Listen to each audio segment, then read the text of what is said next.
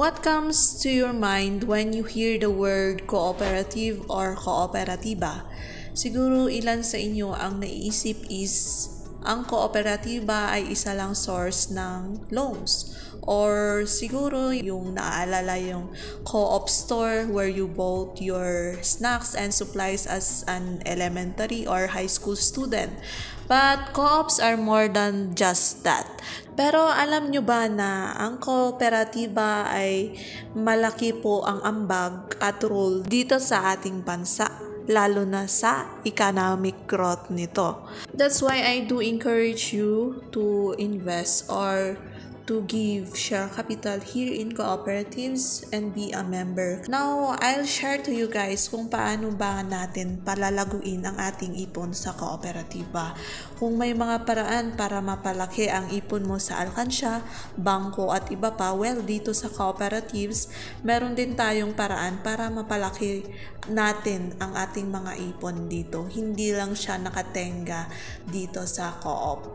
Number 1, i-time deposit mo. Sa time deposit kasi di mo ito pwedeng kukunin pag may nagustuhan kang bilhin sa market or may paggagamitan ka. Why? Dahil may sinusunod kang maturity date. The very beginning pa lang, ini-explain na sa'yo kung ilang buwan or taon mo iiwan sa co-op or ang tawag dyan is lock-in. So, kung ano ang sinabi mo noong pinasok mo, syempre susundin mo ito.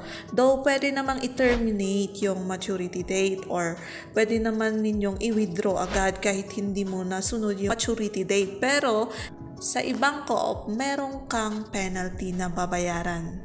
At ito pa, hindi po natin makukuha yung interest na kukunin po sana natin. Pag emergency, guys, at kailangan mo talagang i-out ang inyong time deposit sa cooperative, isuggest ko na lang na i-back-to-back loan mo. Yung hihiramin mo lang din yung pera mo, pero yung pera mo andun lang na nakalock-in. At least nag-earn siya ng interest at napakinabangan mo pa. Pwede mo pa siyang negosyo, kung ikaw ang nagninegosyo, pwede mong i-round. Parang umiikot lang din ba ang inyong mga pera. Diba? Now, another strategy para mapalago po natin ang ating ipon dito sa kooperatiba is through share capital. The other term for share capital is your ininvest na pera. Hindi mo siya pwedeng i-withdraw at bawal po ang partial withdrawal unless kapag i-terminate po natin, okay lang. Kumikita din po ang inyong share capital ng dividends. The higher the share capital, the higher the dividends.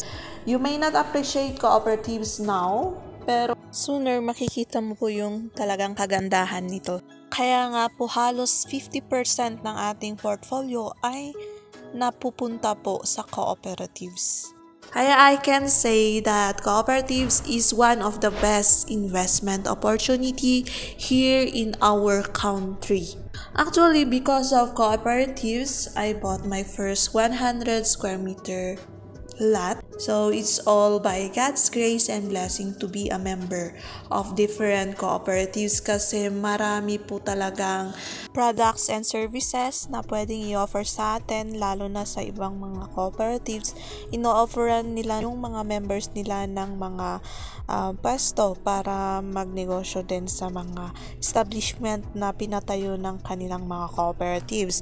Another example is pag merong pong na-foreclose ang isang kooperatiba na lote na halos hindi na makabayad yung member, yun na lang yung kinuha at sinubdivide para sa mga interesadong members na pwedeng bumili rin ng kanilang mga lote. So, marami pa po tayong pwedeng i-discuss na mga benefits natin as a member sa isang kooperatiba. Pero guys, I suggest and I encourage you to go to their pre-membership education seminar. So, yan lang po ang dalawa nating pwedeng i-share kung paano po natin palaguin ang ating mga ipon dito sa cooperatives. Either yung isa is through time or yung isa is forever po yung nakalock-in yung inyong mga ipon. At least yung lock-in na forever, at least nag-earn siya ng mas malaking dividends kapag malaki din ang ating nilagay na ipon dito sa ating share capital. So, yan lang muna ang ating video for today. Sana po nakatulong. Kung nakatulong, please do like and subscribe. Once again, this is Ibinget Grace saying sharing is caring. Bye! See you!